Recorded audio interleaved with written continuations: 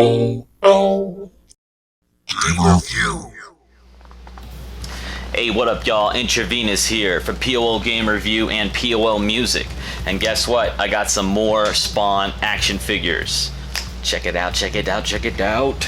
In this episode, we have 7 action figures, 5 of which I've not talked about before and or different variations of that, and then 2 that I have shown before, but I just want to show you the comparisons in the variations in packaging and paint jobs. So, without further ado, let's get into yet another episode of Retro Spawn Collecting. Action figures from the 90s. Alright, first up we're going to talk about the original Spawn model of action figure, though this is a re-release from 1995. The original came out in 1994. This is a repaint with slightly different packaging. This is a gold paint rendition of the original Spawn action figure from Series 1. It does include the comic still back there. It's behind this faceplate they've given it. And you can see on the back too, it has advertisements for newer figures than you would have seen on the back of the original action figure. This is the same model, however, and it says special edition number 02439. Yes, there are many renditions of these action figures, and I have now decided to collect all the gold versions of the originals for sure. So talking about the golds, we might as well continue on to my gold clown figure. This was released in 1996, so this is also a re-release in a gold painted rendition, special edition of the first series clown action figure, originally released in 1994. This does also come with a comic inside. I assume it's the same as that came in the original, but probably a reprint. And we have clown here with the monster head, and on the back we have figures listed all the way to series 5. Gives you an idea of how many figures came out in between the first issue of the clown figure and this repaint that is in special edition gold. Really sick. I really like that.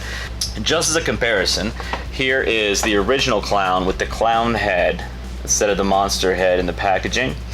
And this is the original 1994 release, and you can see the comic book in the back.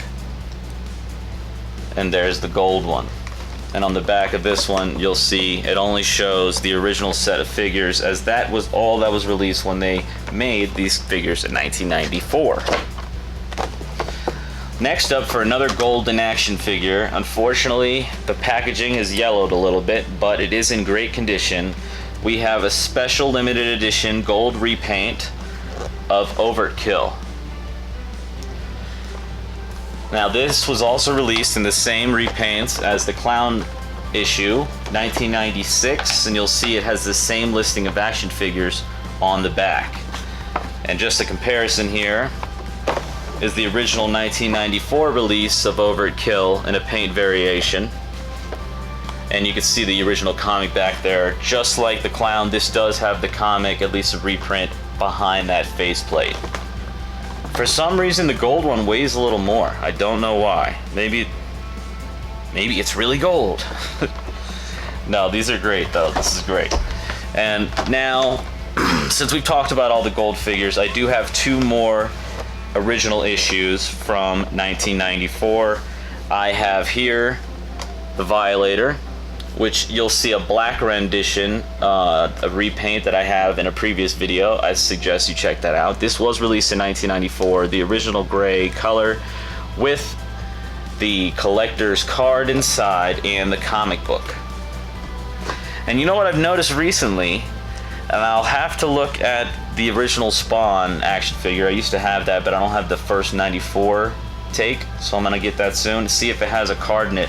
But I think at least this is the Violator figures are the only ones that show the card in the packaging. It might be the only one that comes with the card, but the black one had it, this one has it too.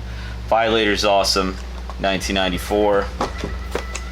And finally, last but certainly not least, we have Tremor. You know what?